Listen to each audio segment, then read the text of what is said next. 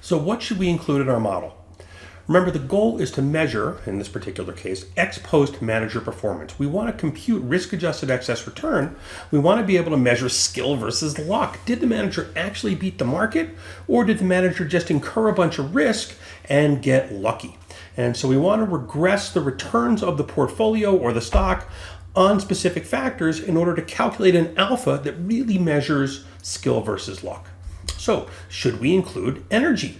Well, if I have a fund that is required to buy transportation stocks, transportation fund, then they're required to incur energy risk. And so I would put in a beta. I would expect a negative energy beta because when the price of energy goes up, the return to these stocks will go down.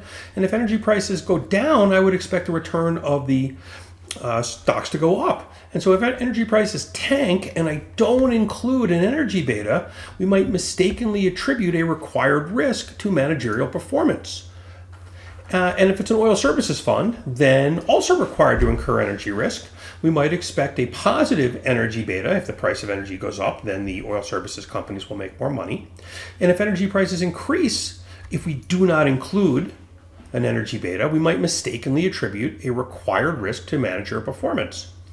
What about a general fund, a general equity fund? So now you're not required to incur energy risk. You might be long or short energy, but you don't have to be by buying either transportation or by buying oil services stocks. And in this particular case, the manager can choose to be long or short energy. And the beta of energy can be either negative or positive. And so the decision to be either long or short energy is something that when we're calculating alpha, we would like to include as manager skill. And so we want to include this as an alpha, not as a risk factor as a beta.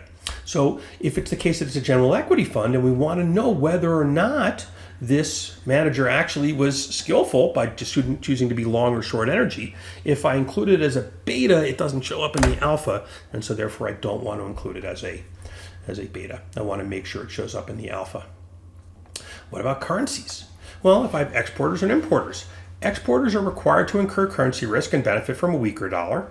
Importers are required to incur currency risk and benefit from a stronger dollar. And so a large change in exchange rates may mistakenly be attributed to manager performance and not risk. And so I likely want to include a currency factor and estimate a currency beta in order to correctly assess the alpha. Okay, very last thing. This is very important. Here's the quote. Never pay for beta, only pay for alpha. Never pay for beta, only pay for alpha. What does that mean? What does that mean? It means that beta is risk. Beta is some type of risk. It can be market risk, it can be currency risk, it can be energy risk, it can be commodity risk, it can be small stock risk, it can be value stock risk. There's some risk here. And if I have a manager that is earning very high returns, but only because they've incurred risk, well, I can do that for free. I don't need to pay that manager to incur that risk for me. Alpha is risk-adjusted excess return, assuming it's a correctly estimated model. Oh, that's worth paying for. If I can find a manager who, after incurring risk, has earned extra return, then that is a manager worth paying for. So never pay for beta, only pay for alpha. Beta is risk, and I can get risk for free. I don't need to pay a manager to incur risk for me.